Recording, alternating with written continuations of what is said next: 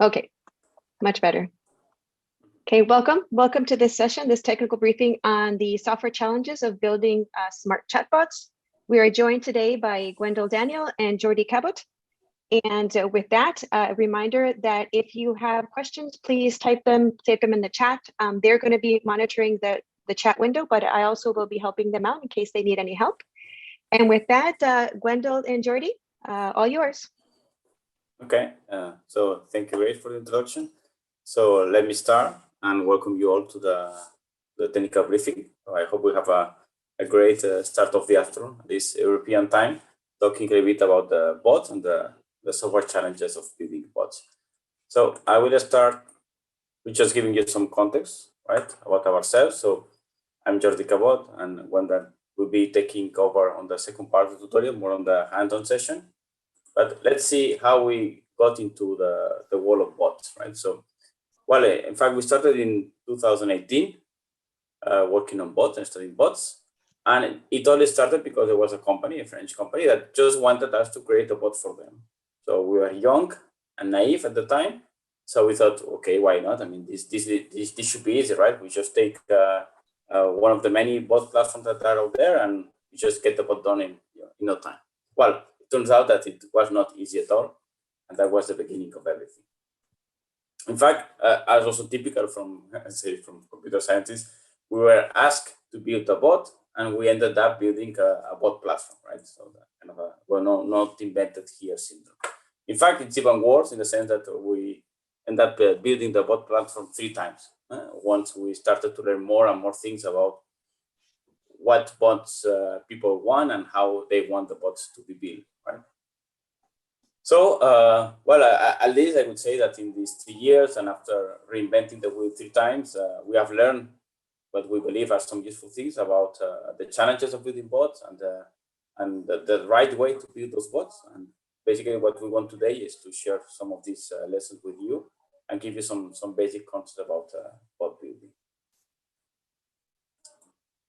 So again, the plan for today is I will start with this, what you are seeing right now, kind of an introduction to the main concept bots, main challenges of building bots, and then we'll spend most of the time on the hands-on session when we lead, where you can watch while you can kind of a live coding session with Gwendol, but it's even better if you watch and try, right? So during the hands-on, we also include the installation process for ChatKit, which of course is a platform that we're going to use during the tutorial.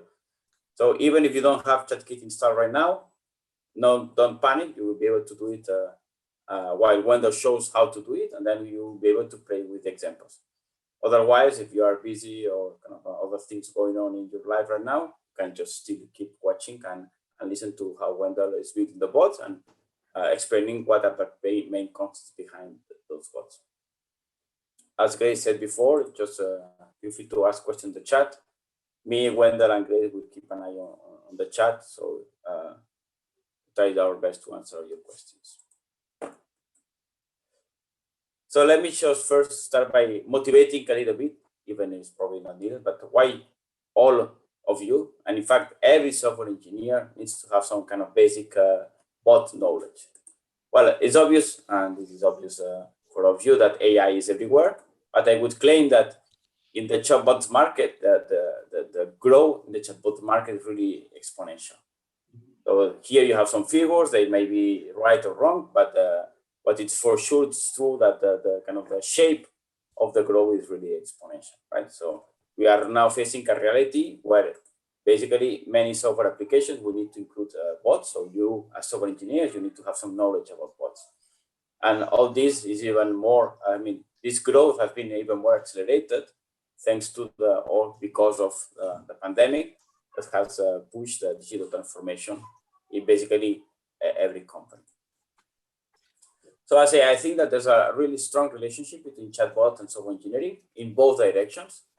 So from the software engineering to the chatbot direction, as I said, chatbots are a new type of software artifact that we need to consider in our development project. So same as until now, we had the traditional graphical user interface, and there were software methods to develop graphical user interface, to generate the code for the graphical user interface, all these type of things. Now we need to do the same for bots and keep them as a central artifact in the interaction between our user and the product. So only by looking in this direction, there's already plenty of research opportunities to uncover, right? What are the best practices, the best notations, the best languages, and so on. But it's also true in the other direction. So we see more and more the role that chatbots play in software engineering. We see GitHub alone is really full of bots, and these bots do many things. Some of the things are just very basic or trivial, like kind of saying hello to the first-time contributors. But we see more and more complex bots that will somehow manage the community in around an open source project, for instance. So again, I think even from that perspective, it's important that you all have a feeling of what a bot can do and what a bot cannot do as well, right? So let's now move to the basic concepts. So what's just basic definition? What's a chatbot? Well, a bot is a software component. I mean, it reacts to events, it reacts to whatever, triggers some behavior, but in the end, it's a software component. And what is a chatbot then? Then a chatbot is a bot, but with a specific characteristic that offers a chat interface. So basically, the behavior of the bot can be triggered by the utterances, by the input sentences of a user interacting with the bot. And what is a voice bot then? Well, it's exactly the same, but now the trigger of the bot is not via chat interface, but via voice interface. Okay. Just keep in mind that in the end, a voice bot has always a chatbot inside, because the way that all the voice assistants are implemented, they take whatever the user says, then they use a speech-to-text component to transcribe this voice sentence. Then they process the text as if it was a chatbot. So in the end, again, there's a chatbot inside every voice bot. So the chatbot processes the text, and then there's another component that takes the text response of the chatbot and transforms it back to a speech to answer the request or the Alexa skill that the user is actually using, right? So in the end, everything that you know about chatbot, everything you are going to learn today about chatbots applies directly to voice bots as well. Just another. Jordi, you have a question, yeah. Jordi, in the chat.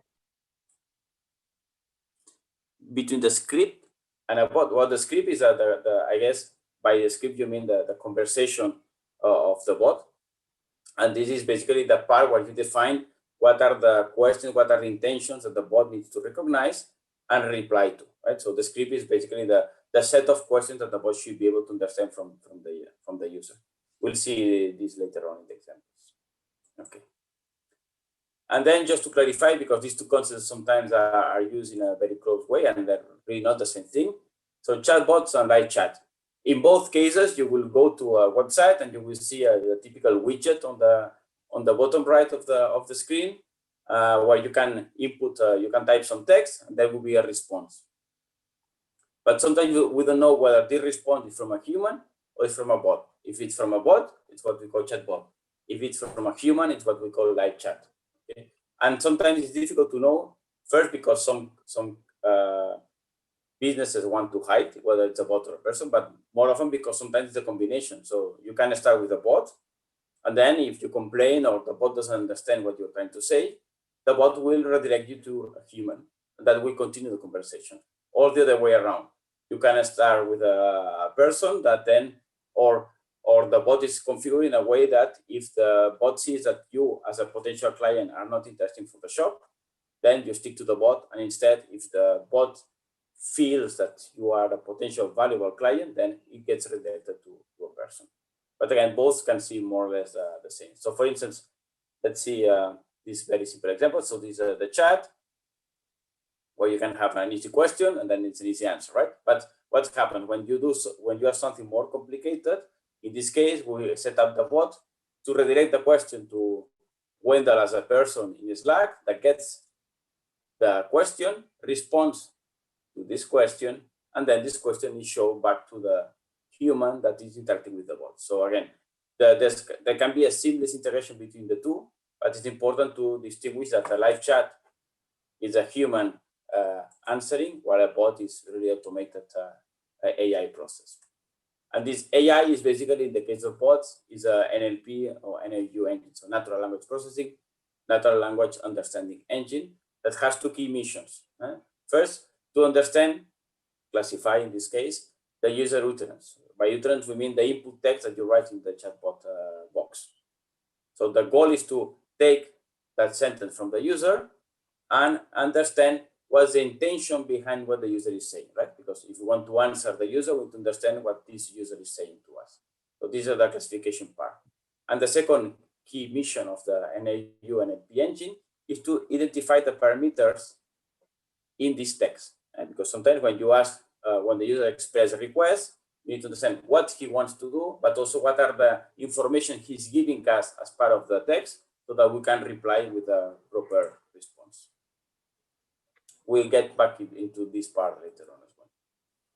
And just as also kind of, I think it's important to make sure that we understand the difference between say a normal chatbot, where basically you define what are the potential questions and answers that the bot needs to manage, and what it's called open domain bots, which they are quite famous. And very recently in the last Google I/O conference, they announced that this Lambda open bot, which is basically a general bot. And by general bot, I mean a bot that can talk about everything. So as you can see in the slide, you can have a very, say, air quotes, deep conversation with the bot about any topic. Those bots are retrained with very large language models so that they can basically talk about any conversation that you start with them. But we don't cover them, and we don't think they are so useful if we think about specific businesses, right? Because if I want to add a chatbot to my online shop, I don't want a bot that talks about everything, and that I cannot control, of course, because these language models, they are kind of black boxes, so they can talk about everything, but you don't really control or fine tune exactly what they are going to say about any specific question, right? So if I have an online shop, what I want is a bot that I can define what it has to answer for every possible question that I want the bot to be able to answer, right? Again, about shipping, about prices, about offerings, about sales, whatever. So in this talk, we'll focus about what it's basically closed domain bots, or bots that are intent-based, where you define how the bot behaves and what the bot needs to understand instead of focusing on the generic bots. They could be still useful in two scenarios, basically as a fallback of your conversation. So let's imagine that you have your own bot, and then at some point the user is asking a question the bot doesn't know how to answer, and you are not there, so you cannot just go to the live chat. So you could then, in that case, use one of these language models to try to find an answer. Probably it's going to be the wrong answer, but at least if you don't want to just say, I don't understand you, you try to use one of these more generic models to provide an answer, okay? But in general, that's not really these are the sexy bots, if you want, the open domain bot, because for demos, they really look very nice. And they highlight the benefits of language models, but for real businesses, a real software development project, they are not that useful. So, okay, so now we have some basic notions. So let's move to why we believe that chatbot development is challenging. Well, in short, because chatbots combine, in our opinion, all the complexity of bots as a software artifact. So basically all the complexity of developing software with all the complexity of dealing with natural language, and the ambiguity and all the other issues that belong to the natural language world, right? So kind of managing typos. So in this bot on the left, you can see that even if you write a newsletter with a typo, the bot needs to understand that, because of course otherwise it could be very useless bot, right? So we need to deal with typos, with throws, with sentiment analysis, with intent recognition, with classification. And at the same time, a chatbot is also a software artifact with all the complexity that just software development in itself presents. So I think this picture shows it as well. So basically, once we want to develop a bot, in the end, we just do not just develop a bot, we develop a communication. So there's an input-output messaging channel that we need to consider. We need to rely on an NLU and NLP engine for the parsing of the natural language. And we also need to communicate with external platforms. So if I have a bot on Messenger that I want to offer the messengers or Facebook users an option to buy products from my shop, from my online shop. I will need to implement the communication via Messenger. I will need to rely on Dialogflow or Watson or Amazon Lex or whatever for the parsing of the language. But then I will also need to communicate with the Shopify if my online shop is on Shopify to actually execute the order that the user is interested in, right? And in fact, it's bi-directional. So I could also have bots that, in fact, are triggered by events on the shop, and then they notify these events to the user, right? So you could have a user that are interested in sales of a specific interested in when a specific product goes on sale. So the bot will be listening to Shopify, and when it detects a change, an update on the Shopify shop, then it will notify the user. So as you see, there's bidirectionality between a bot and many other elements around the bot that are needed to actually make that bot useful and interesting for the users. So we have text processing, we have conversation logic, we have messaging platform, we have external services, again, Shopify, databases, whatever, in your case. We need to deploy all these and configure it properly. And of course, this is still a piece of software. So we have all the problems about evolving the software, maintaining the software, testing the software. As Tim Mendy said, AI software mostly is not about AI. So I mean, AI is just one small part of the complexity of the software development project in AI and in chatbots in particular. So I think this is something we need to keep in mind all the time. So just some publicity only for the testing part.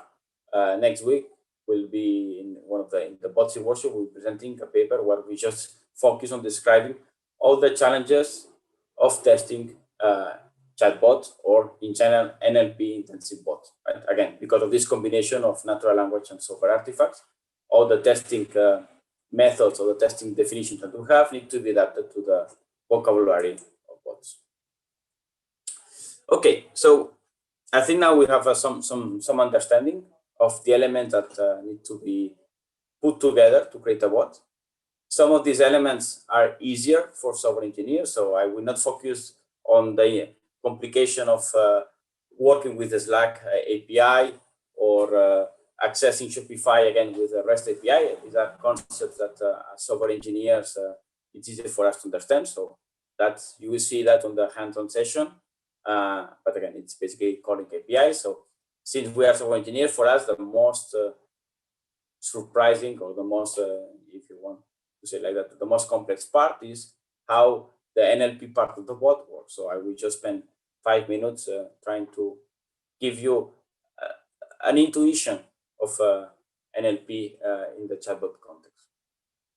We have said it before, NLP in a chatbot implies two things: understand what the user is trying to ask the bot, but also identify and gather the data in the request that the bot will need then to construct the proper response. So let's imagine that in this case, I have a chatbot in a pizza website, and the user goes to the website and writes, "I would like to order a medium pepperoni pizza."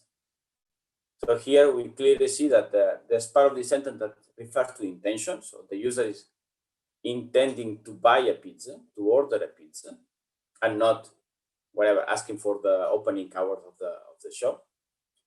But you also need to recognize that as part of this intention, the user is actually also providing information already about the type of pizza he wants to order. So in this case, medium as the size of the pizza and pepperoni as type of pizza, right? So we need to recognize this, because otherwise we cannot process the order. And if we just understand the intent, we need to go back to the user and say, "Oh, it seems that you want to order a pizza. Can you tell us what type of pizza, what size of the pizza?" So I think it's important that we try to understand as much as possible from the input text. So how do we actually make this happen, right? How we transform this sentence into an intent classification, in this case, recognizing that it's an ordering intent, and the parameter identification. We can use regular expressions. Of course, this doesn't really work, so it's only useful for very basic testing configuration. We could use grammar-based approaches. So if you are in a small domain, has a very specific vocabulary, this could work. Stanford parser, for instance, it's a good tool for that. Or, which is the common approach today, is use neural network. In this case, multi-class classifiers. The way this works is basically you provide some training sentences for each intent. Each intent is one of the classes that we want to identify. And then the neural network basically is trained with these training sentences.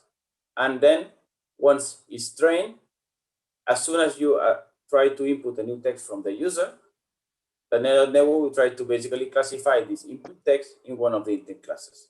And will reply to us saying, okay, the input text from the user seems to belong to this class, to this intent class. And I have this percentage of confidence that this is true. Okay, so let's see a very simple example. So there's a bot, again, in our pizza website that is supposed only to understand 3 types of questions. Again, we define how many questions we want the bot to recognize. So the bot should recognize a greetings intention. So again, just users that just say hello, an order or buy intention, users that express the intention to buy or order a pizza, and the schedule intention. So users that are asking us when the restaurant and the pizza is open. Okay. So basically, for each intent, we define a set of training sentences. So for greetings, we say, hi, good morning, good afternoon, hey, good morning. For buy, I would like to buy a pizza, want a pizza, can I order a pizza, and so on and so on. Okay. Then, what happens when the user says in the website, I would like to order a pizza? This exact sentence, I would like to order a pizza, is none of the training sentences that we have defined before, right? But it's similar to which one? Of course, it's similar to the buy intention. So that's exactly how the neural network will work. It will take this sentence and it will compare the sentence with the classes that are available, and will reach the conclusion that this sentence is closer, should be classified into the buy class, right? Because pizza appears here, I would like to order, again, order also appears here, I would like is similar to can, and things like that, right? So there's kind of a training process behind, but the idea is that you can recognize and classify the utterance in one of the classes. Of course, this is a very simple example because both the 3 classes are very different. So there's not really overlapping. I mean, it's not so difficult to really understand which of the 3 are you talking about. But sometimes there's a lot of overlapping, but there are 2 intentions that are quite close, and then is when things are not so easy. For instance, if you have a business website where people can apply for a job or can offer you a job, right? So both sides of the same coin, then it's very difficult for the NLP engine to really understand whether can I offer you a job refers to you offering the job to that person or that person offering the job to you, right? So again, if the classes overlap, the confidence goes down.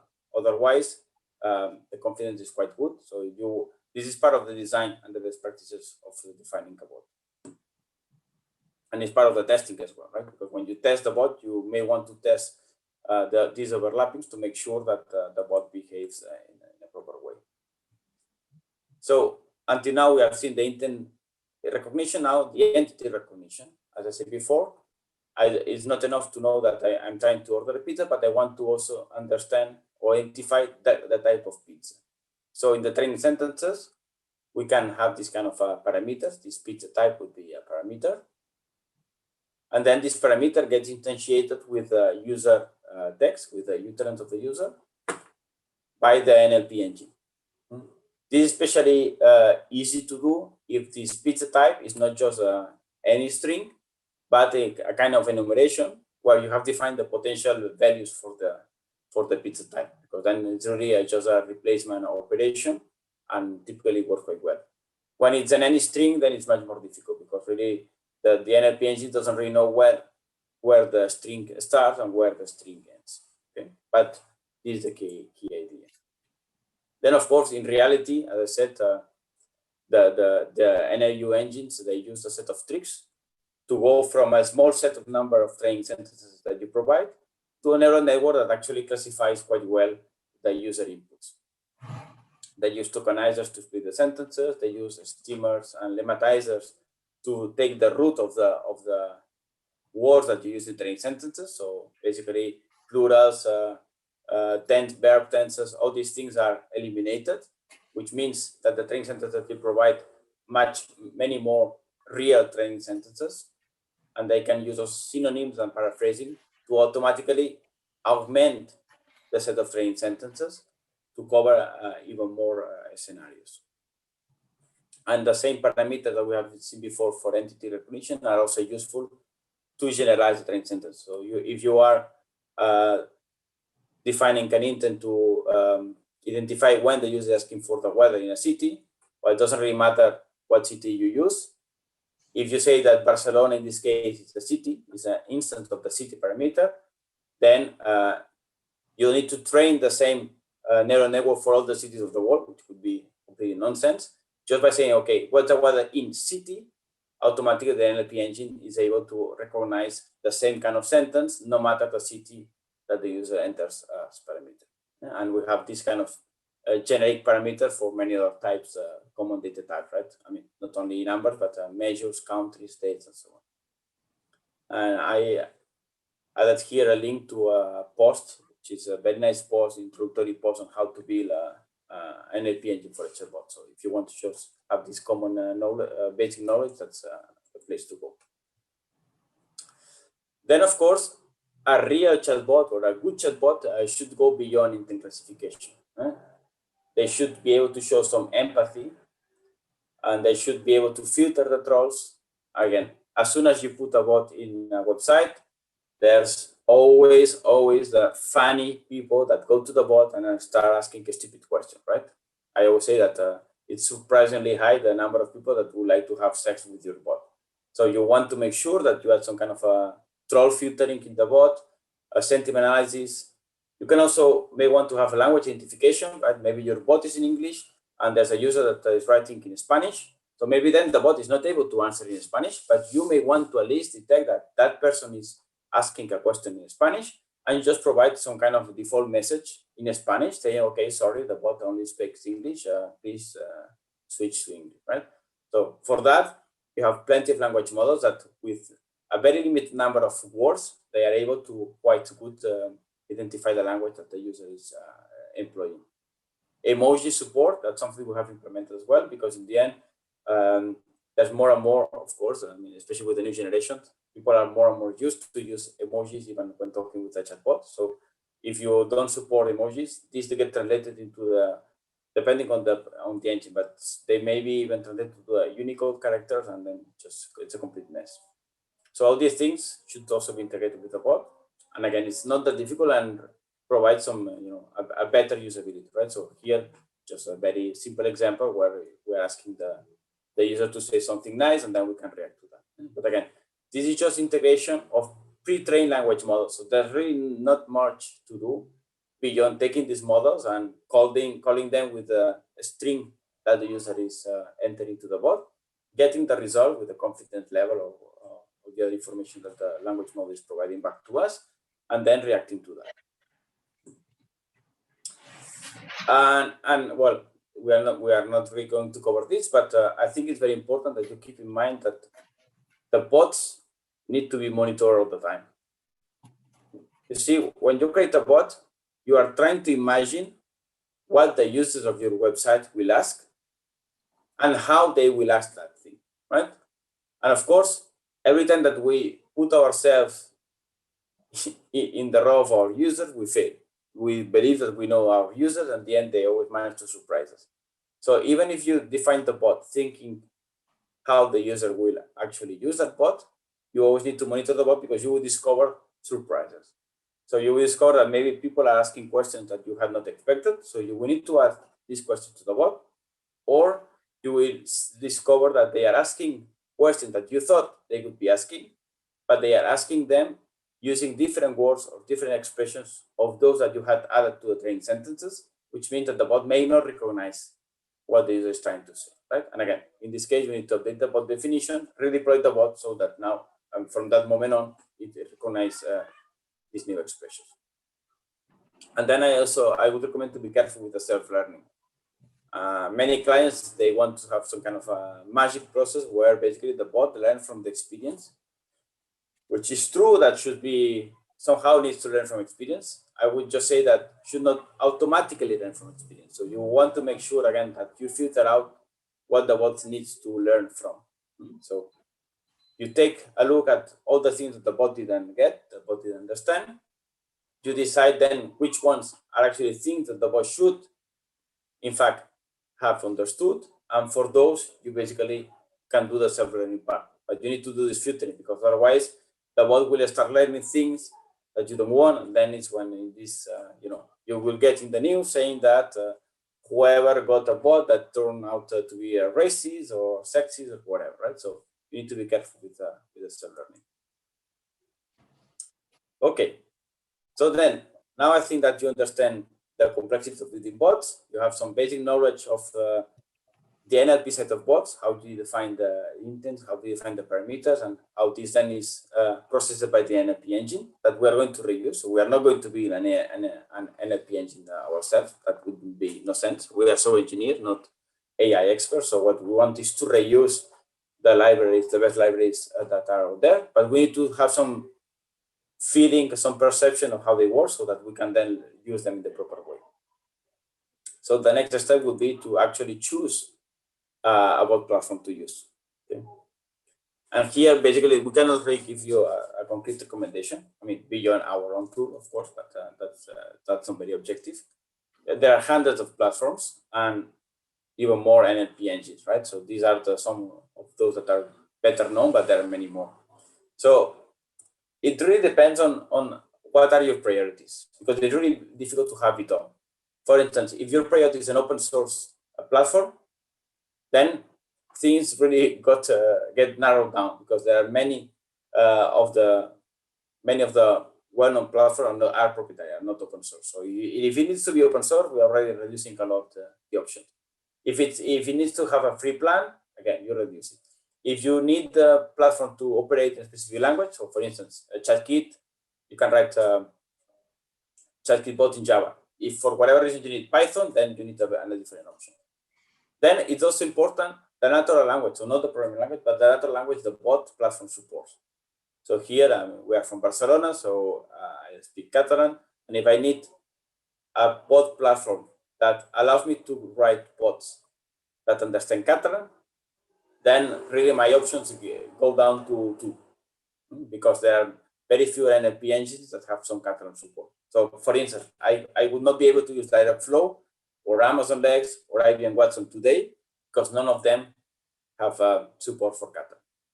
Then it also depends on the connectors that you need. So maybe if you need to really connect to WhatsApp Business, then again, your options are less.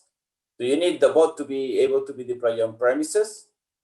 Do you need the bot to really be able to execute completely locally? So not even on premises, the bot itself, but without any type of third-party service outside your server, because maybe there's a privacy issue with the data, or because it needs to work without internet connection. So then again, these are options to keep in mind. Well, you need a textual bot, meaning a textual bot, a bot that only replies text.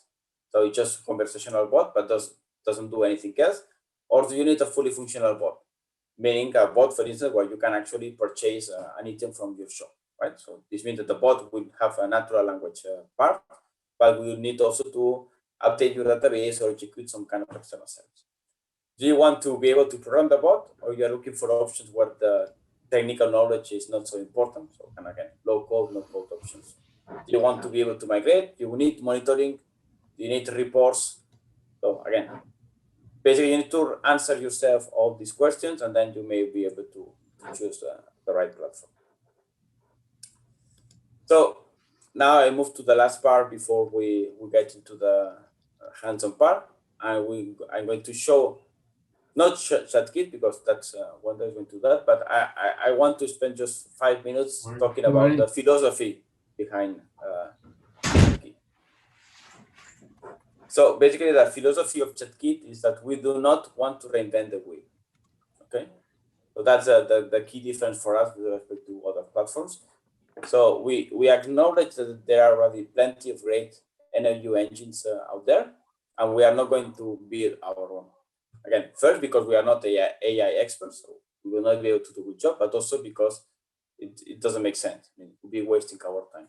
So what we try to do is basically facilitate as much as possible the integration of all these NLP engines. We take the best of breed of each of them and somehow use them to help you to create better bots. So in this sense, we typically say that ChatKit is more than a chatbot platform. It's a chatbot orchestration platform that helps you again to plug the different elements that you need in with a single language, and then you can execute to have a complete chatbot solution. Just a quick pointer to something that all the people working with open source or depending on external library services already knows. But this is also one of the reasons why we believe that it's better that your bots are not really tied to one specific provider, right? So for instance, NLP.js, which is a really great tool for natural language processing that we still use. But the main maintainer just 2 weeks ago decided, announced by surprise that you are not going to maintain the tool anymore longer. So if you were your bots were only working for NLP.js, now you are in a bad spot. Or same even with Dialogflow that now has changed completely the way they define the bots with this new CX advanced mode. They are still for now supporting the L1, but probably at some point they will drop the L1. We all know that Google is quite aggressive with that. So again, if your solution is really depending only on one of these services and you don't have this orchestration service option that we provide, you may run into trouble. So I mean, the pace in the NLP world is so fast that we do believe that it's good to have some kind of a protection interface between your investment in the bot definition and the actual libraries that you are using behind. Also because some of them improve a lot, so you may want to at some point you have a bot in Dialogflow, but now the best service is whatever is Amazon, or you may want to switch from one to the other to benefit from the latest advances in NLP. So how does ChatKit works? So basically we have a DSL, it's several sub-DSL if you want, but basically it's one domain-specific language that you can use to define the intention of the bot and how the bot should react to the intention. So first here you define what are the questions, what are the intentions the bot should recognize, and then with execution DSL you define what the bot needs to do when one of these intents is matched. And then we have some libraries, that predefined libraries as part of the platform that help you to deploy your bot on Slack, on the website, on WordPress, on Drupal, on all that kind of channels, so that you don't need to re-implement yourself these libraries. This definition plus the configuration of the deployment, here is actually what you say, what NLP engine you want to use, where is the bot is going to be deployed, what are your API keys if needed, depending on your choices. So the definition of the bot and the deployment configuration, which is just a separate file, they both go to the runtime, and the runtime is basically the one that actually deploys the bot in the platforms and enables the user to start communicating with the bot.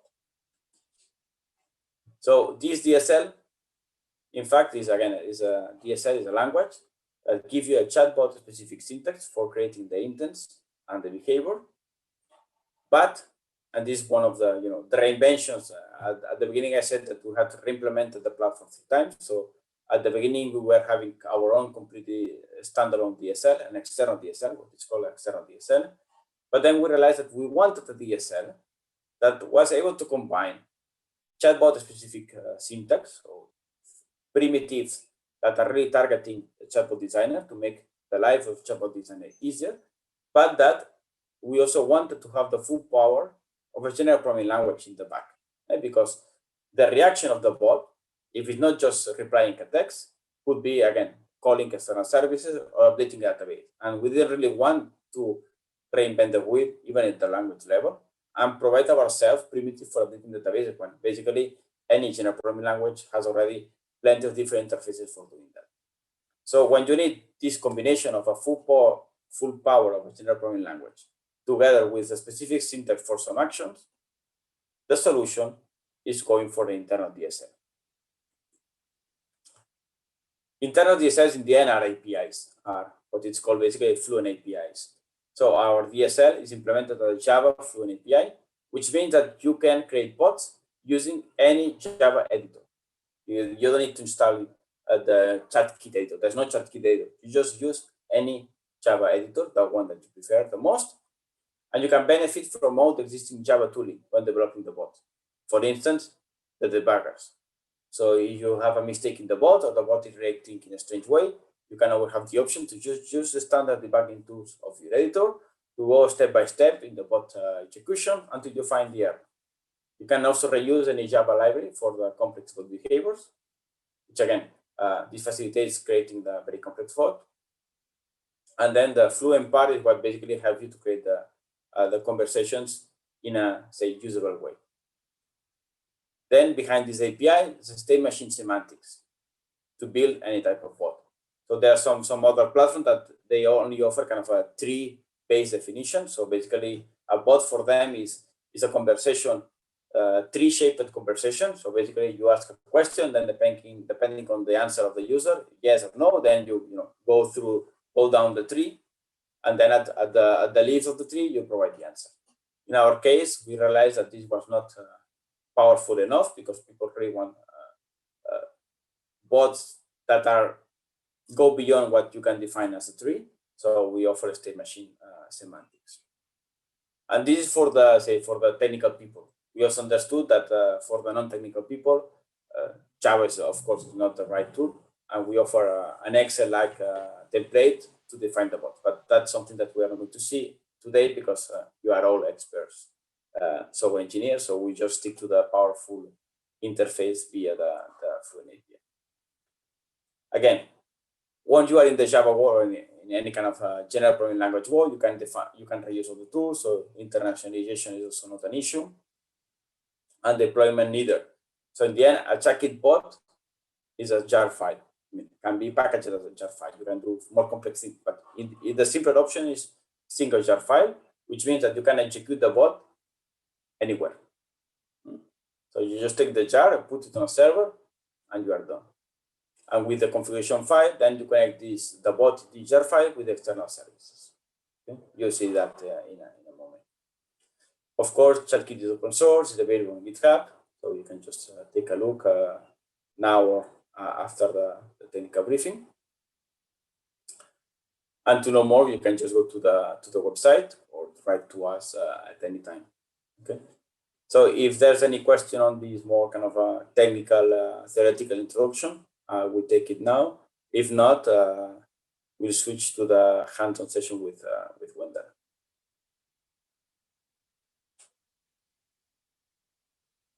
Okay, so I think I will stop sharing my screen.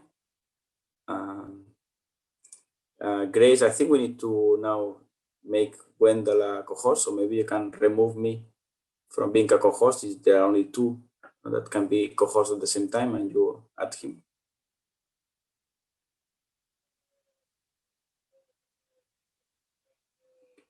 Wendell, can you confirm that you cannot share the screen, right? Let me check. He should be ready now. Okay. Yeah, I think we are good. Okay, thank you.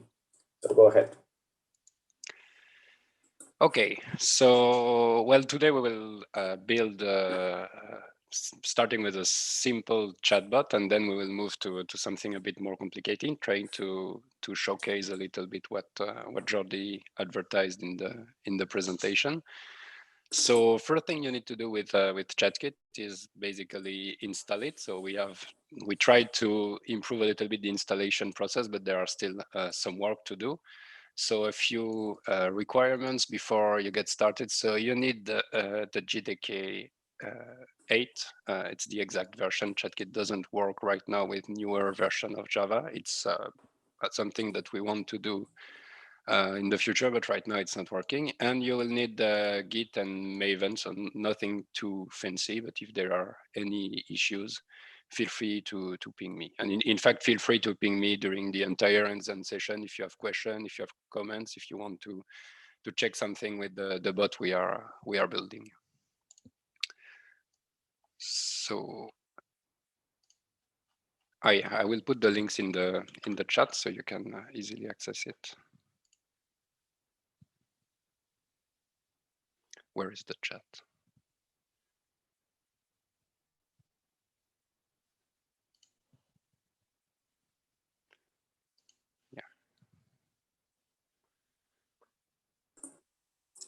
I can.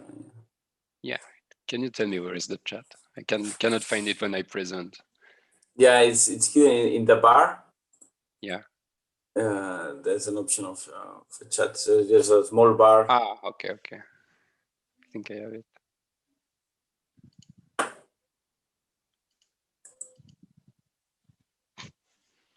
Yeah, fine. Okay, here we go. Mm-hmm. So ChatKit is a public GitHub repository, so you can clone it from our GitHub account.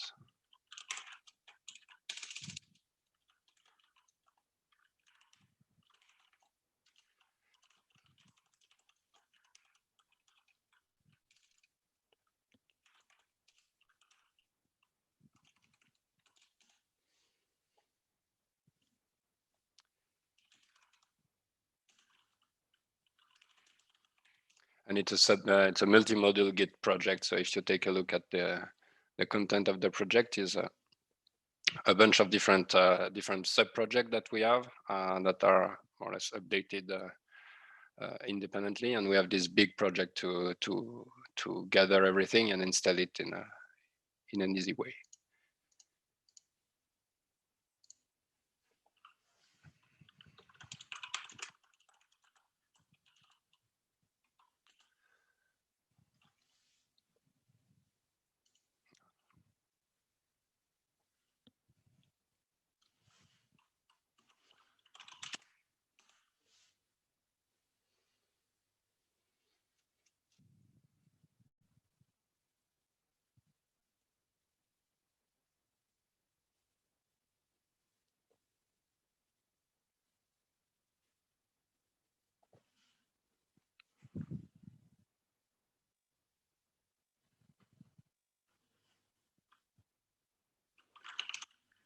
So now we have everything. We can install it. So what do we have inside the ChatKit repository? So we have the runtime, which is the big box Jordi was showing before that takes care of deploying the bot, connecting to the different platforms. We have meta models because we cannot help it. I mean, we are modelers, and every time we see a problem, we just build models. So we have the models of the languages Jordi was presenting before, the intent language and the execution language. We have a bunch of examples that we will see later, and we have some preset platforms that you can use to build bots. A few of them are here. So we have a Slack platform to connect to Slack, send messages, and also receive messages from different channels in Slack. We have what we call a React platform, which is a platform that lets you connect your bot to a web component that we also have on a different project, and you can deploy your bot on a website. And then we have this GitHub platform, which is like a melting pot of receiving events from GitHub, like when someone stars your repository or commits code to your repository, you will receive an event, but also execute some actions like posting new comments in issue if you want to welcome newcomers, or filtering messages in pull request discussions, for example. And we have a small Giphy platform, which is basically a REST call that will get some nice GIFs from Giphy, and you can use them easily in your bot if you want to print some funny stuff. So now we have built ChatKit. We will test that everything is working fine by running one of the simple examples that we have.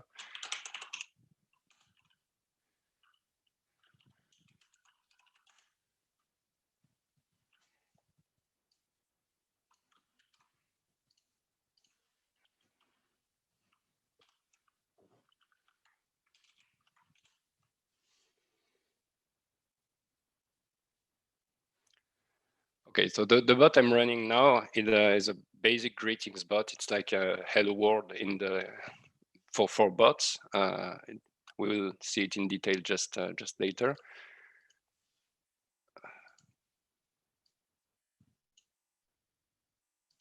Okay, so the bot is deployed here, and we can test that everything is working fine. So when you say hi, the bot says hi, and there is, I think the bot also understands something basic like how are you, and it will reply fine. So okay, so ChatKit is installed, and you can run a bot, a simple bot. So we can now work on the bot content and try to see how we can improve it. So I don't know if anyone is following right now the tutorial or just watching, but if you have any installation issue, feel free to drop it in the chat, and I or Jordi will try to assist you. All right.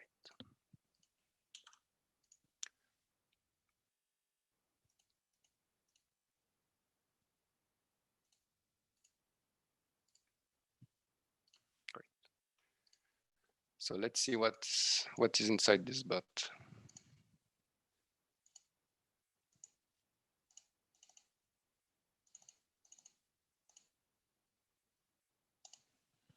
Here we go.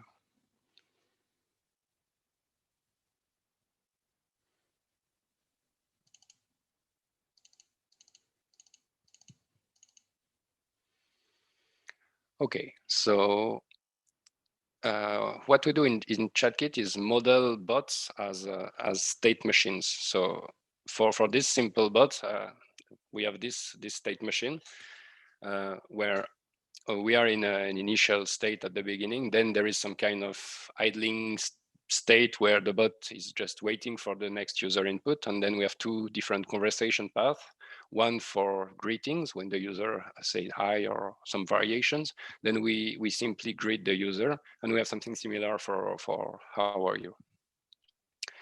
So how it's implemented in Java in the ChatKit framework.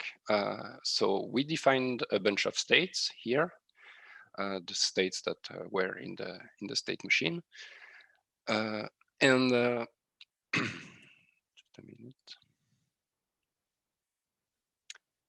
Yeah, so we have a bunch of states here, and then we have transitions from one state to another. I will zoom in a little bit, it will be easier. So for example, here we are in this idling state, and I define two different transitions. One, when the intent is greetings, then I move to another state to handle this event, and similar for how are you. And then the states that are dealing with the user messages are states with a simple body where we use the React platform, because I'm now using the web widget to reply a message, nice to meet you, and I'm fine and you. So on top of that, we also define the fallback state, which is like a state that is executed in case something go wrong, basically. So if you are in a given state and the bot do not understand what the user inputs, then we execute this piece of code. This is where you typically put a default error message or something like, can you rephrase? But we could also do something more complicated, like Jordi was mentioning, using some open language models to try to find the answer to the question in a different location. So what are these greetings and how are you intents? Well, they are defined also with the ChatKit DSL. So intents are basically named entities with a set of training sentences, and you can provide as many training sentences as you want. Here I provided a few examples, and that's all. In ChatKit, you don't need to do anything else like configuring NLP server or whatever. The intent is defined, and ChatKit will take care of deploying it somewhere and matching it to your state machine. And finally, the last part we need to define a complete bot is a set of platforms and what we call event providers and intent providers. So the platform is your interface with a specific technology. Here it's our web component where you can post messages, like here, for example, you can reply to a message. You can also do, other stuff like reply with a link snippet or post a message. There are some other stuff like some fancy stuff like changing the color of the widget. And the providers, there are two types of providers. One that provide intent. So this is where the logic is stored that translate user input to intents, ChatKit intents. And there are event providers that take some information and translate them into events. So for this web component, we have one event that is interesting for us. It's the client ready event. It's an event sent by the web component when basically the JavaScript is loaded, and we can use it to post messages and receive messages from the user. Okay, so that's all. I mean, there is nothing else hidden in this project. In 200 lines of code, more or less, with a lot of documentation. You can create your greetings bot and deploy it with ChatKit. So now let's try to improve a little bit what the bot can do, because it's I mean, it's nice, but it's not really helpful. So we could start by changing the bot to make it send like a welcome message when you open the page. So when the web component is loaded, we would like to greet the user with some nice sentence. So to do this, we can create a new state. So I will create it here.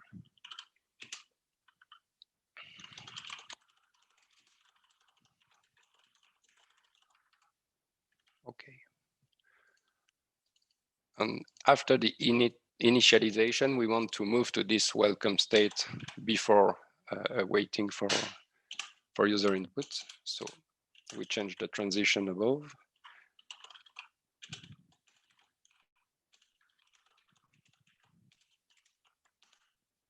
And here we can define the body of our new state. So we pass an object, a context object, which is like all the information the bot knows about the current conversation. So we can retrieve the intent, we can retrieve some information about the session, the user, if we configure it this way. And this is like this object you carry all around to execute your bot and to make sure that your bot is doing the right thing in the right place. You don't want to reply to a different user because you switch to different context. So let's reply with a nice welcoming message.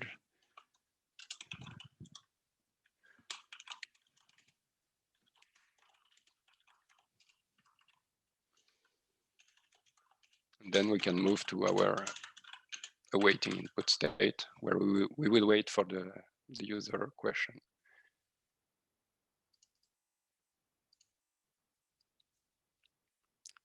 So let's try to run it. This is typically where everything explodes, to be fair, but okay, not today. Okay, so now we have updated the bot with this welcome message, and if we continue the conversation, the rest is the same.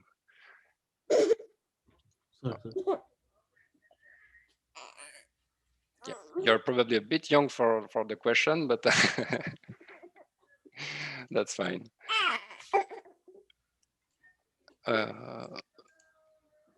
Okay, so now, I mean, we can ask our bot this "how are you" question, and it will reply something like "I'm fine and you." But if you reply "fine," the bot cannot understand because it's not defined as an intent. There is no state to handle this this part of the conversation. So we will just execute the default fallback state. And well, we want to improve this a little bit, make the bot reactive and understand what you say to it. So what we want here is a new intent. You want to understand that your user is saying something about how he's feeling. So let's call it a feeling intent.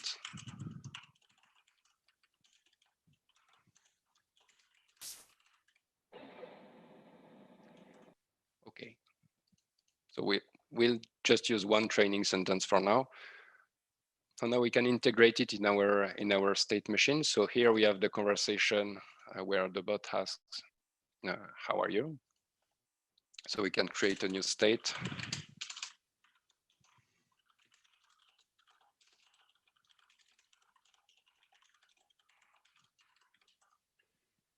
Here. We will update the transition to make sure that we capture the intent. So we don't want to automatically move to this handle feeling state. We want to make sure that the user express the feeling intent. And then if it's the case, we will move to this new state we just created.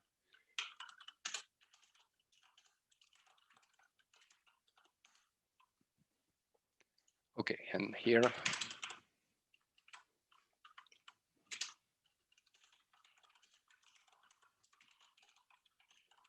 let's put a reply and go back to the awaiting input state.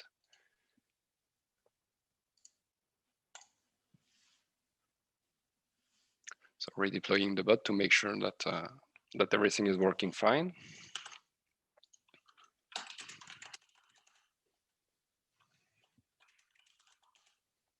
Okay.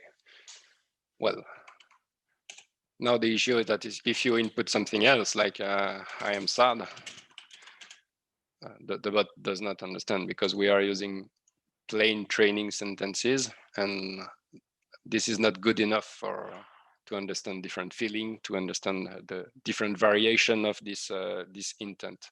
So what we can do in this case is to define an entity, as Jordi was mentioning in the presentation. So I will call it mood here, and I will say it's a mapping. So a mapping is like a dictionary where you put a list of entries to say that there is a value fine, and you can provide some synonyms like I am happy,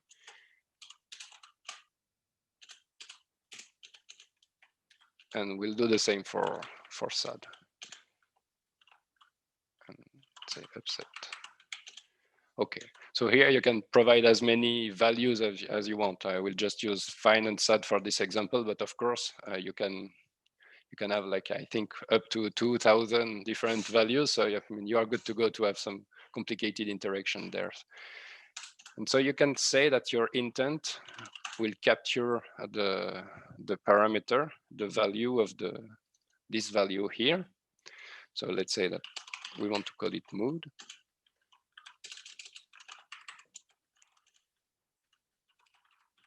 Here we go. So now we have changed the intent a little bit. It's still the same training sentence, but we say that this part of the training sentence should be extracted into a parameter, and the entity of this parameter is the mood entity that we just created. So it should be able to understand all the variations of I am fine, I'm sad, I'm upset, all these variations. And if you want to add new variations, you can edit the entity, and you can also reuse the entity in multiple places in your bot. So it's also a nice way to avoid repeating yourself in multiple intents. So now that we have the actual mood of the user, we can retrieve this information from the context. And instead of replying good to all the all the input of the user, we can try to adapt the answer depending on the mood of the user.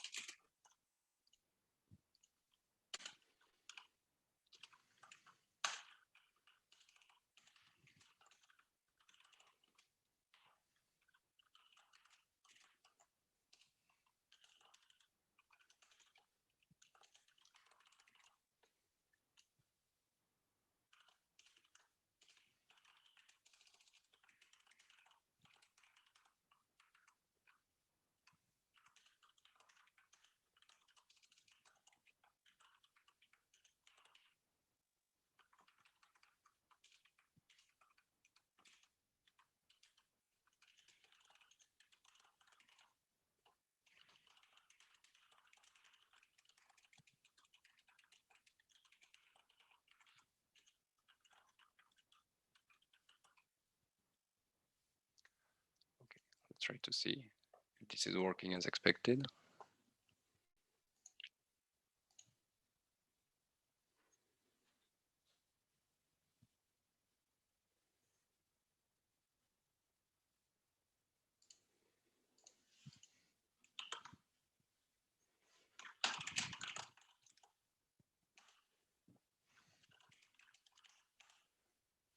Okay, great.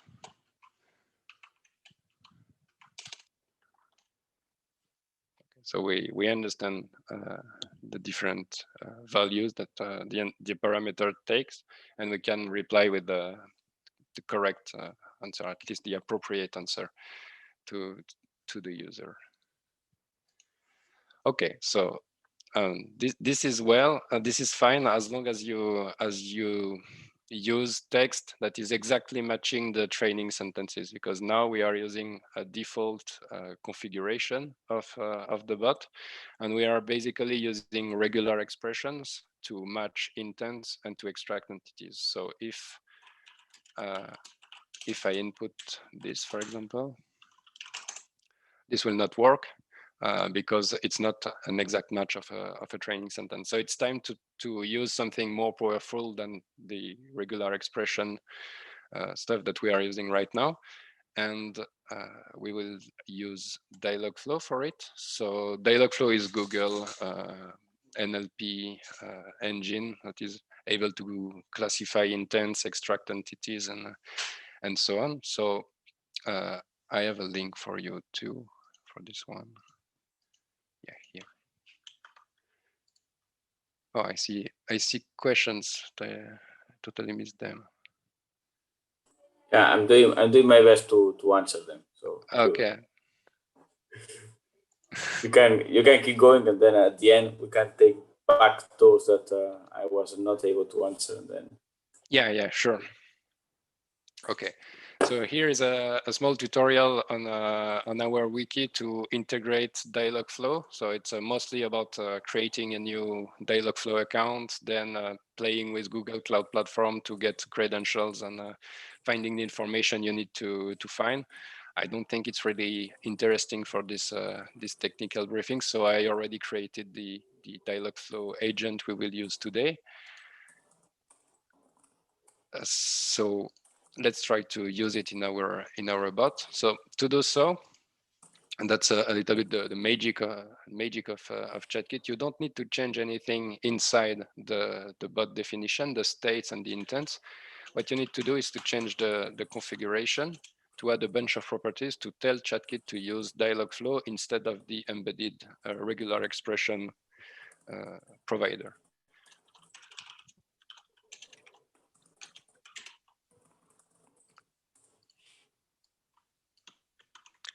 So here we go.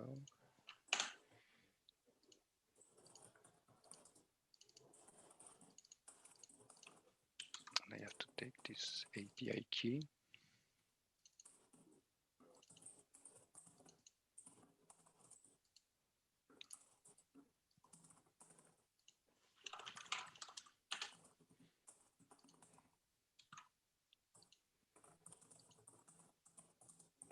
Okay, so this JSON key is also something that you will generate from the Google Cloud Platform stuff. So that's why I'm not really describing how to get it. Everything is in the wiki article.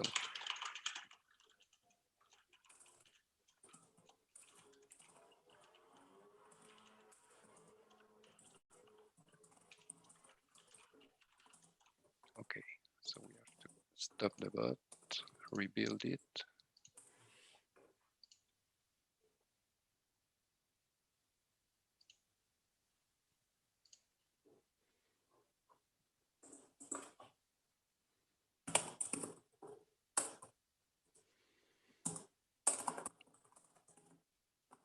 Okay, so now we see in the logs that we are using the Dialogflow connector to deploy the bot. And if we take a look at our Dialogflow console, we'll see that now we have deployed a bunch of intents and entities inside Dialogflow. So we retrieve here our mapping with the fine entry with the happy and also sad with the upset, and the different intents that we have created. So all this is deployed transparently by ChatKit, and you don't really need to change anything in the bot. And so now, is it working better or not? Because that's actually the question.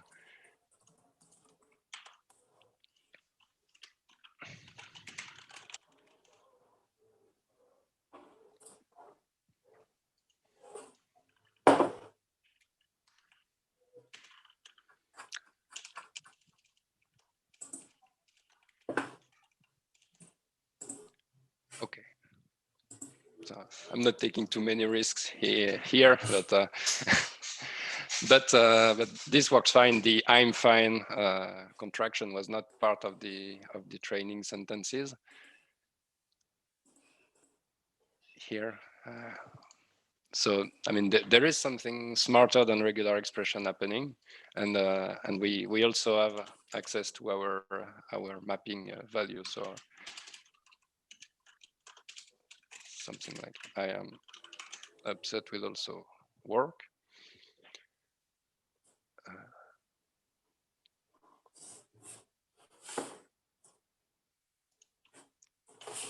Okay, so now we have our bot working with Dialogflow, and well, the point is that you don't really know if Dialogflow is the good tool for your bot or no before you actually try it, because sometimes Dialogflow is very good for your use case. Sometimes it's something else like Rasa or NLP.js.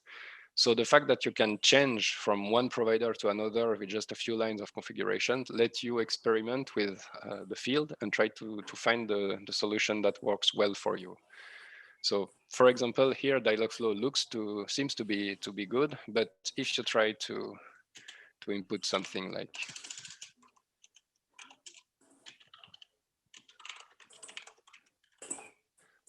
this, yeah, it won't work, because Dialogflow is good with mapping, but not so good.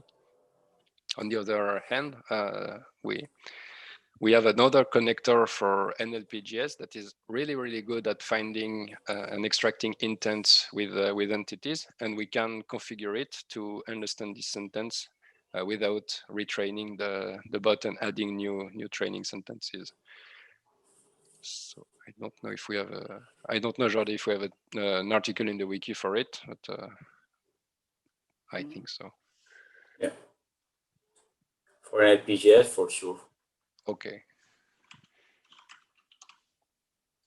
It was when we were so happy to say that we could create bots able to speak in Catalan. Yeah. We wrote about that. Yeah, it was just before the tweet saying that the guy was not supporting it anymore. But okay, so NLP.js is configured with two similar properties. So here I have a NLP.js server running on my computer.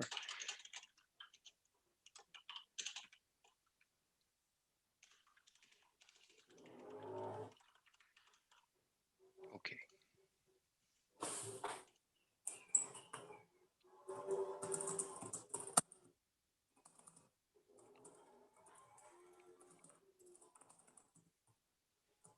Okay, so now we are deploying to the NLP.js server I have.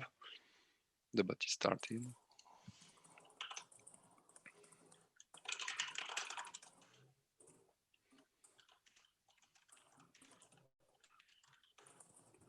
And now the bot is able to understand it. So, I mean, it's not that NLP.js is better than Dialogflow every time. Sometimes it's better, sometimes it's worse, depending on the structure of the bot, depending on the number of intents. So the idea is to experiment, and ChatKit is a tool that lets you experiment with a minimal cost, because if you had to create manually in the Dialogflow console all the intents, all the entities, and then you have to do something similar in NLP.js, which do not provide a console, at least not out of the box, so it's even more complicated, then you are just wasting a lot of time trying to find which solution works for you. And here you can do it with a few property keys.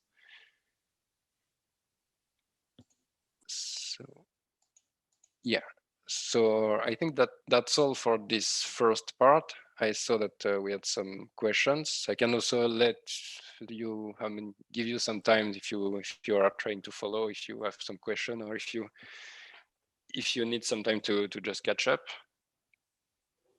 So let me know.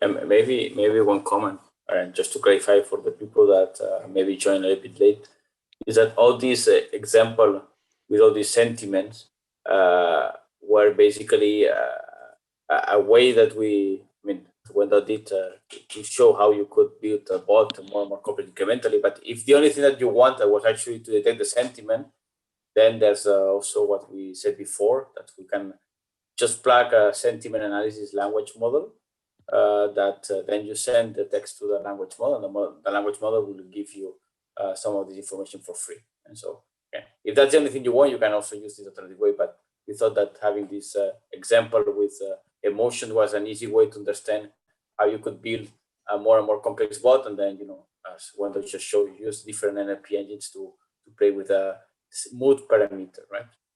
Yeah. I think Ahmad, you have raised your hand, so you have question? Yes, first of all, thank you for the nice presentation and for the nice tool, actually, because I already developed a few bots, chatbots, so this will help a lot and a lot. Yeah, actually, I have two things. So the first one actually is a follow-up on the first part for Jordi presentation. So what I meant by script here is a programming script, because usually in the academia, or I'm not sure, maybe in the industry as well, they are mentioning, okay, bots are scripts. I mean by scripts as programming scripts, right? This is one thing. So I would like to hear from you your opinion in this. And my next thing is about the second part, which is like the ChatKit.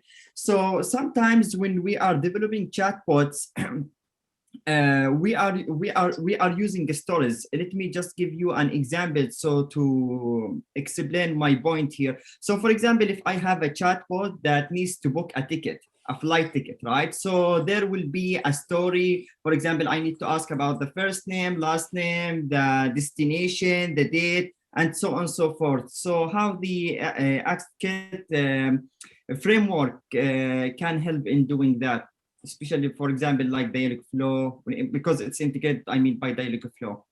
Thank you. Yes. So let me answer, start with the first question. So what you mean by script is what I would call robotic process automation, RPA, which is kind of right yes. also the very fashionable and growing market, where basically you can have a language that allows you to plug in a pipeline different tools, and you can also use, for instance, tools like Zapier for that, right? So what I would say is that is the bot part. What we are saying is that on top of that, you can put a chat interface, even for this kind of automation, right? Maybe you are collecting some parameters from the user, and then you trigger the automation. So basically, a chatbot is a chat interface or a conversational user interface on top of a bot, and a bot could be this kind of process automation that you were mentioning. So it doesn't work anymore right now because it was done with a very previous version of ChatKit. But at some point, we had a very simple proof of concept of adding a chat part on top of Zapier, so that you could basically again use the chat interface to trigger Zapier zaps or zips. I don't know exactly what's the name of that. And then the second one, well, I mean, you can collect parameters as part of the conversation with ChatKit, right? It's a state machine, so you could have asked all the questions to the user as part of the conversation. This information, this user input, you can store it in a session object that is available throughout all the ChatKit execution. And then once you collect all the data or the input data from the user, then you could do, again, whatever, print it, send it to a newsletter, or send it to an external service. So basically, yes, you can. The short answer is yes, you can do that and keep all the data you collect in a permanent session object, and recover it later on at any time of the conversation. Yeah, I mean, keep in mind that we are in a Java program. So as long as you are able to retrieve the information from the user, then you can do whatever you want with it. So we don't really, I mean, we provide platforms to help to help design and integrate some specific actions like posting messages, because that's a lot of boilerplate that we don't want to deal with every time. But I mean, if you need to just send a REST call somewhere, you can also do it with a plain regular Java. I mean, we will do it just after with a small example. But I mean, ChatKit does not have solutions for everything out of the box. It's just a helper to abstract out all this conversation NLP part, and then you can plug any kind of logic you want inside your bot. Okay, cool. Thank you. Thank you. Okay, I think we can go ahead with the next example. Okay. Sorry. Okay, so I was mentioning it using REST APIs and trying to make the bot a little bit smarter. So what we'll do right now is to add a new conversation line inside our bot to answer questions about weather forecast and answer with the specific weather for a specific city. So here we want to understand new inputs, new intents, like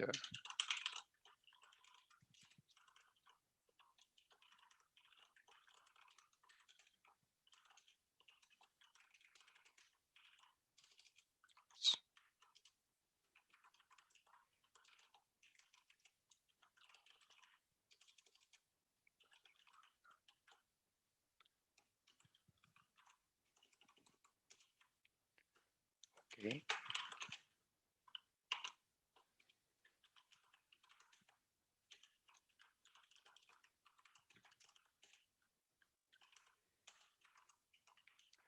And here we are using a preset entity. So Jordi was mentioning them in the presentation before. So there are a bunch of entities that are natively supported by some of the NLP providers that you can use. Like Dialogflow is really good for it because it's powered by all the Google data. So when you say your entity is a city, you can be sure that your bot will recognize even the name of the small city next to you. So we have some sorry, we have some preset types for them. So you can see some of them here. We have like a city, specific cities in US, in Great Britain, then a lot of number variations, zip code, location, music artist.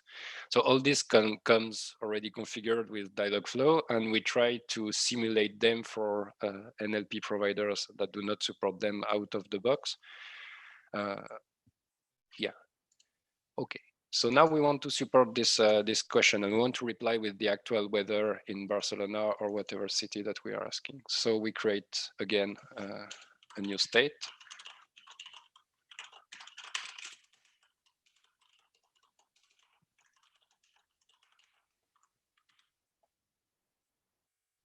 And we will plug it in our waiting state as a third option, conversation option.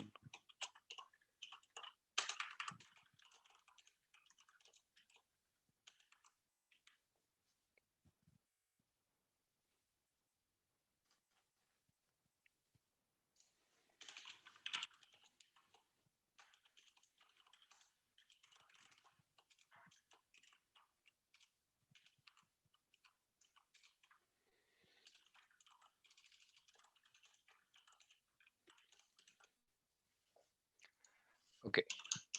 So now we can retrieve the name of the city the user actually requested. So we can do it again by accessing the context and then retrieving the value of a specific parameter.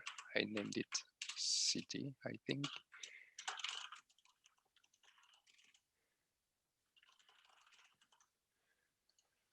Okay. Now we don't have any platform for weather forecast or something like this. So we will need to get our hands a little bit dirty and try to get this information manually using a REST API call. So to do this, I will just add a small dependency to be able to actually compute REST requests.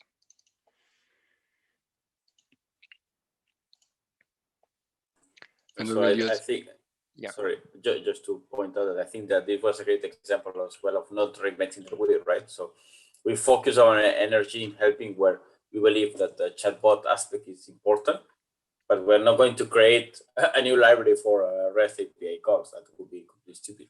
Also, just I hope you noticed when Wendell was writing, but since our DSL is an internal DSL in Java, we also get for free all the auto completion and type checking and everything. So when Wanda was, even if it's very fast, you could see that there was all these suggestions all the time. So this also makes it a little bit easier to use our language. Yeah, looking at the let's not reinvent the wheel and not create a REST platform. We did it in the past, so we know it was not a good idea. But that's also what drove us to move from this external DSL to internal DSL. With an external DSL, we needed to have this kind of additional abstraction to be able to compute REST actions, or I mean, a lot of things that are really easy if you are inside the Java world. If you are inside your own language, you need to redefine a lot of stuff. And at some point, we decided that redesigning a library to perform REST API calls was probably too much for just a bot framework. So that's part of the reason we moved to internal DSLs. So now, why this isn't working?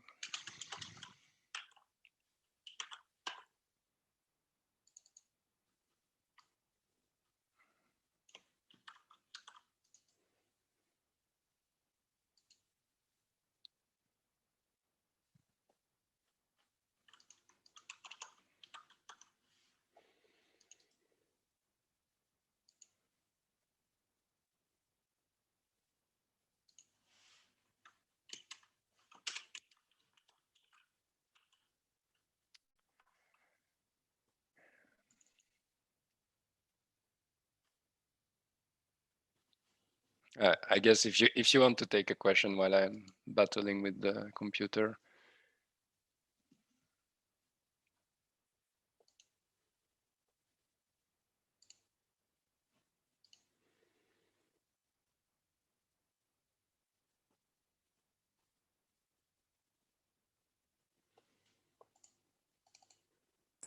That's the problem of not reinventing the wheel, that we depend on the quality.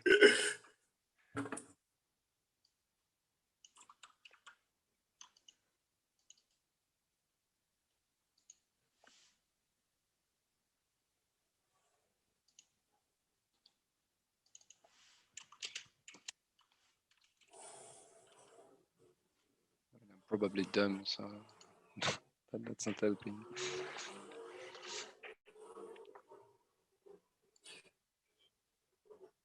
I mean, I left some time on purpose during the tutorial for this kind of issues, so at least I'm not so surprised.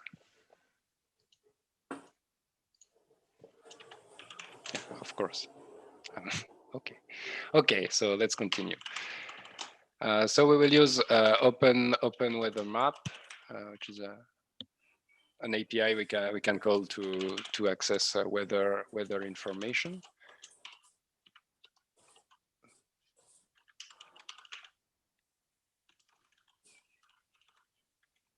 So here I have to copy like just an API key that I created before the tutorial to make sure that I can access it. I mean, this is nice for an example, a small example, because this is a simple API that we can easily call and manipulate during the tutorial. So we send a query with a specific API key, and we provide the name of the city we want the weather of, and we will receive some JSON response with the weather in the particular city.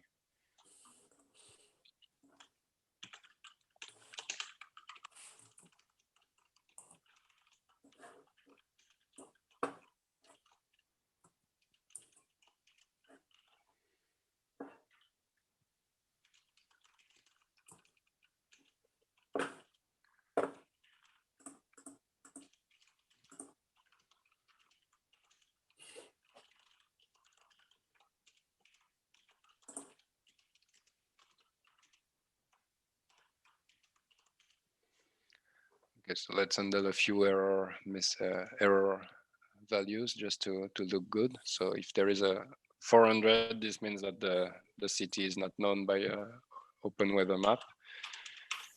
So let's reply something to tell the user.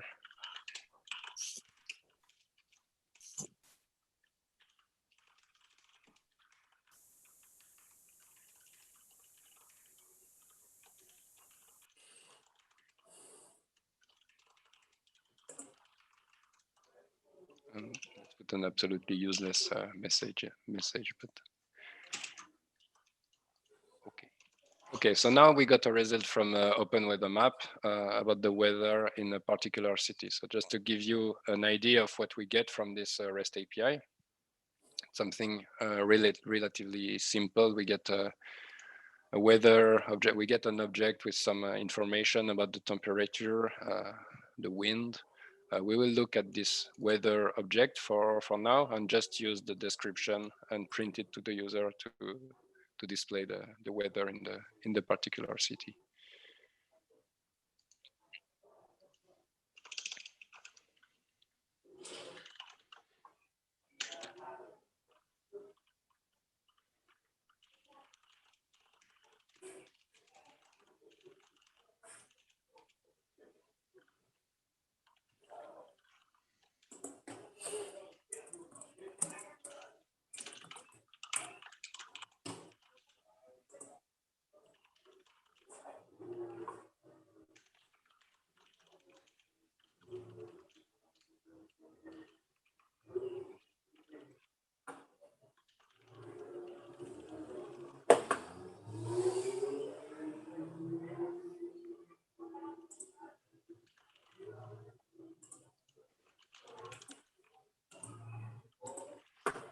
And we can integrate it in the message we send to the user. So the weather here we will use the entity value we extracted from the user input, and we will put the weather results here.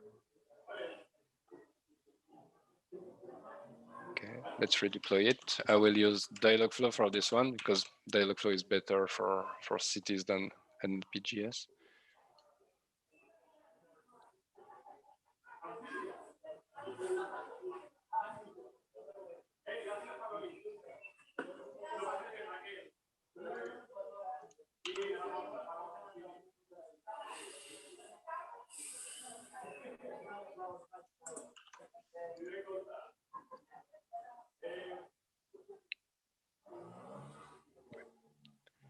Takes a bit of time, but it's working.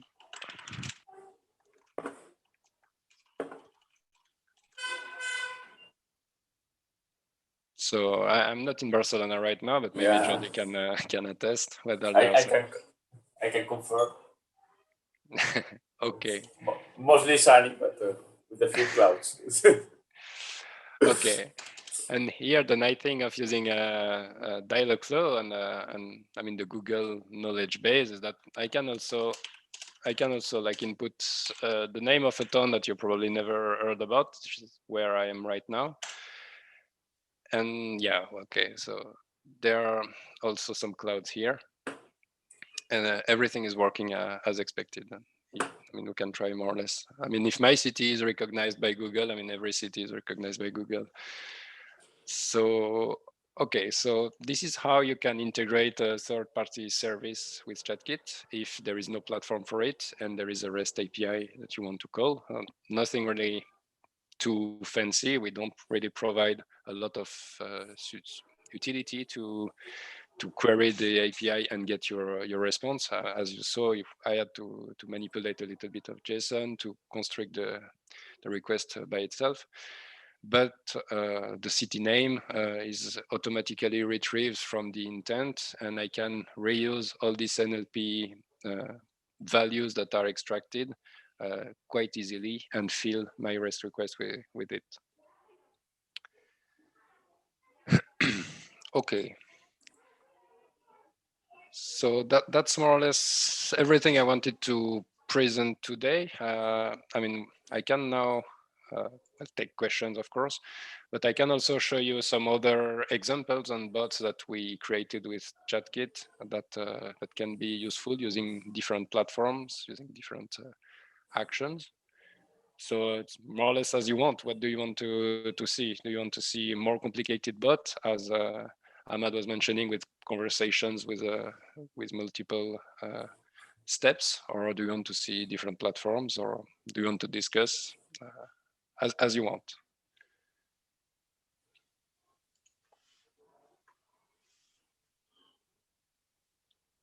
I think we could show the GitHub starting bot on Slack as an example of yeah. You know, Yeah. That was the backup plan if everybody was sleeping, so I have it somewhere.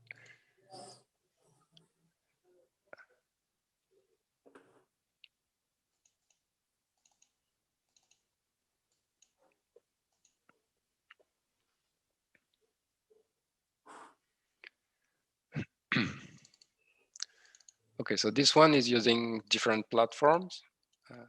It's using the Slack platform and the GitHub platform. So the goal of this Stargazer bot is to notify us. This is a bot that is actually deployed in production right now. This is a bot that pings us on our Slack, in a specific Slack channel when someone stars or unstars a repository, a ChatKit repository. And provide some information about the about the person who star or unstarred, and we can contact him and try to see what's going on. So the structure is quite similar. We have this init state and then a bunch of 2 different states to handle specific events, new star and deleted star in this case. And we have 2 transitions, so it's a state machine with 2 different paths, even if it's not conversation path, that are triggered by events. So here we are using, it's a bit small. Here we are using the GitHub webhook event provider. So this is something we provide as part of the GitHub platform. And this allows your bot to subscribe to events that are sent by GitHub when something happened to one of your repository or one of your organization. And there are actually a lot of events that you can subscribe to. I think we have all of them in ChatKit, but this is evolving quite fast. And here we are using 2 of them, but you can really go in the detail and see reply, react to an addition of a comment in a pull request, or change in labels, new issues. So you can also create a bot that will capture the event when a new issue is created, and you can have some onboarding process of newcomers if you want to create them, if you want to link some documentation to fill an issue. This is something you can do with this kind of events. And then we have the actual states that are dealing with new stars and deleted stars. So here we retrieve again the JSON value from the payload we receive from GitHub. This is a very long payload. To be fair, we are not dealing with the same stuff as a open weather map.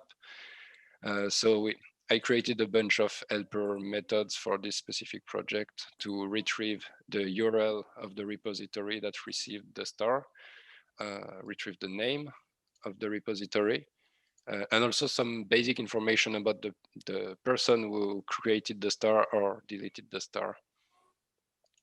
And then I build a Slack message and I post it in a specific channel to advertise me and Jordi if someone started or unstarted. And I think I can show you in Slack right now how this is working.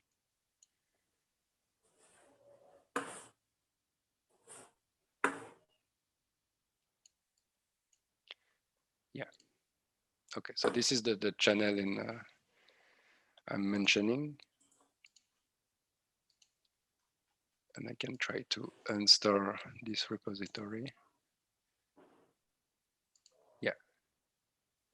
And here we have like a bit, a sadness message saying that someone removed the star, and some motivational stuff to continue the good work, and some links to the people who created the star, and also the repository. So this is the kind of stuff you can do also with ChatKit that do not involve natural language processing at all. Here it's just a regular state machine with events, states, and transitions. And again, this is like a few lines of code.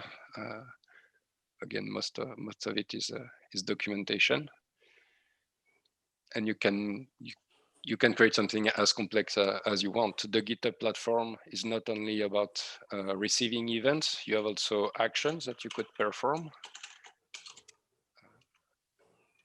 So here, there's not as many actions as events, but you probably see the point. We can open an issue. So we created, I think it was in a paper last year, we created an example conversation where the bot gathers information about an issue in a WordPress plugin.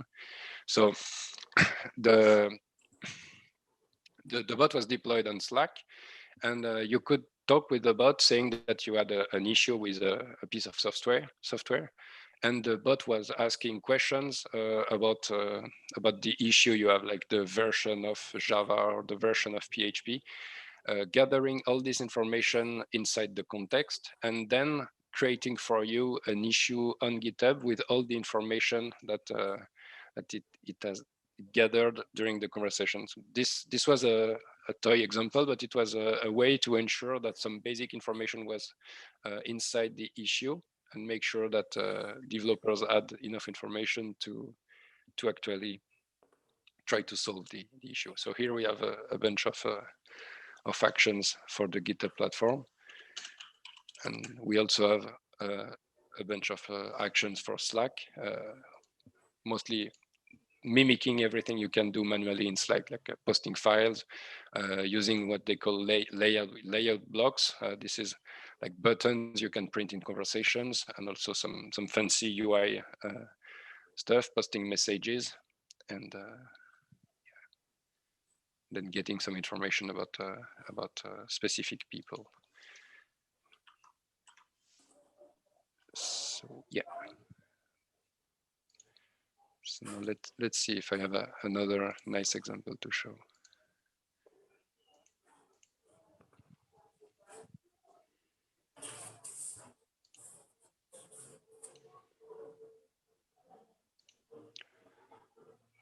Yeah, okay.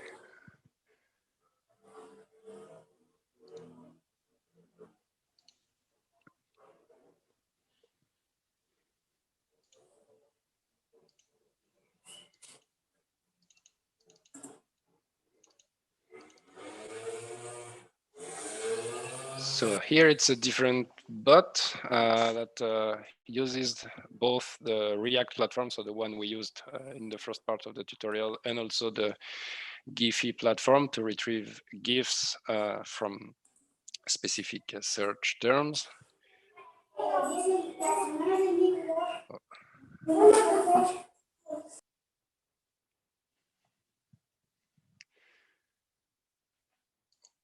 Okay, so I need to provide some credentials. We can test it.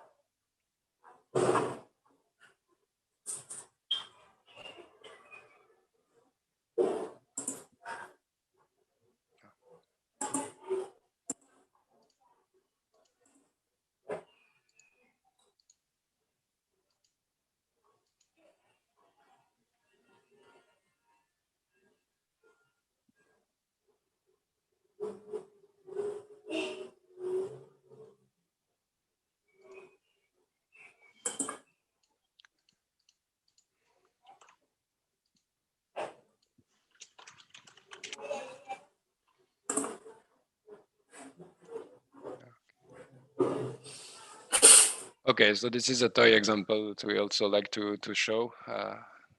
This look better in my mind, but never mind. So it's a bot that answers any kind of can you whatever question, and the whatever is used to query Giphy and try to find a nice GIF about it. So this is done the same way we did during the tutorial. We create training sentences. We create training sentences. Then we extract a parameter. Here I call it a request, and then I feed it with any, which is like the most generic entity that exists in the NLP engine and is able to match anything. So if I say, can you dance, it will work. Can you read? Can you do some research instead of showing some GIFs on Zoom? It will also work. And use this information to try to retrieve a GIF. Now, whether or not you retrieve a GIF that is actually matching the query, this is a different story. But it's on Giphy. It's not on us. And I mean, it's the same. It's a small program that can do something cool, and you can for sure extend it and create more complicated conversations around it. So the main idea of ChatKit is really to help. I mean, we use it internally as a tool to build bot. We don't sell ChatKit per se as a valuable software. We use it to abstract out all the bot creation part and try to focus on what really matters, like the application we are trying to develop. I think this maybe it's worth commenting a bit more, right? So when we as part of the several reincarnation of ChatKit, at the beginning, we thought about selling ChatKit as a platform, right? Kind of okay, you have an open source platform that is, again, it's configurable, modular, blah, blah. But then we realized that that's not exactly what people, so it's not exactly the problem that people are having right now, right? And we realized that the problem that people were having is creating the bot in the first place. Not so much about how they create it, but that they don't have the time to create the bot. So ChatKit as a company has moved more to offering pre-created bots for specific domains, and we sell those. Or at least we provide an interface that doesn't require programming to let the end user define the bot. So I think that ChatKit as a platform, we showed today that it's very flexible, that it's really, in our opinion, of course, a great tool to quickly create bots that can be deployed in different environments.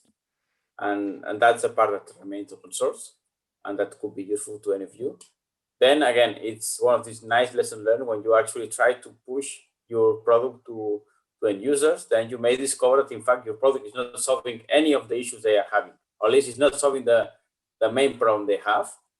And that is where you say, okay, one thing is the open source and the research part of my job, where I keep improving the platform. Then if I want to actually make money out of this, and ChatKit is also a company, it's a spin-off of the university, then you realize that it's a very different story, and that it's, in fact, is also one of the, we discussed this a little bit in the ICSE panel on Tuesday, if you were there, and I'm going to present a paper on a software engineering research and practice workshop in a few days about exactly this kind of feedback and this strong lesson learned when you actually try to sell your research, right? And then you may discover that your research may look very nice and may be very interesting from this research perspective, but it's not actually solving the problem that the end user have, right? So again, as Wanda was saying, we all use ChatKit every day because on the technical side it's great, but we realized that if we wanted to make money, we need to sell something else and not ChatKit as a platform. So again, I think that we show kind of enough examples of ChatKit. I think that you get an idea. I hope that you also got some understanding on what are the challenges when building bots, not only on the NLP side, but again, all this configuration on the testing side, right? I mean, it's not easy. Wanda was saying before, you don't know whether this bot will work better in Dialogflow or in NLP.js or in IBM Watson, right? And today it may work better in Dialogflow, but maybe then in 2 weeks, there's a new version of IBM Watson that you may not even be aware of because maybe it's just an internal improvement. and then suddenly it could work better in IBM Watson, or the other way around. So it's working great in direct flow. Something changed in direct flow. You don't really know why.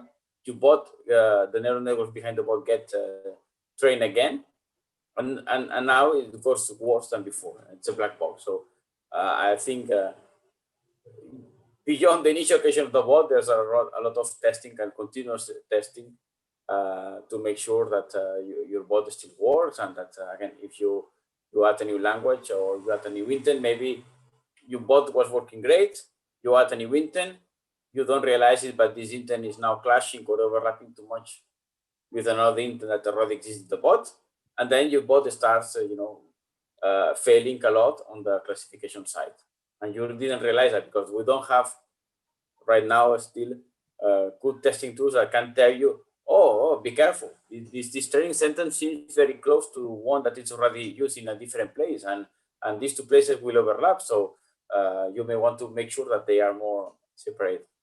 So I think there's all this kind of accidental complexity of the bot creation process that it's what we, as a researcher, we are going to start looking at next, how we can complement this kind of a platform without the auxiliary tools, and especially on testing and quality control, that can make sure that while you are developing the bot, you already get some feedback on the quality of the bot and of the potential problems that you are going to get when you deploy this bot. But I think that we gave a good overview of the DSL and how this DSL can actually interact with other aspects. Yeah, so I think the testing part is also the topic of the BotC presentation next week. Yeah, exactly. So you can go there for more information.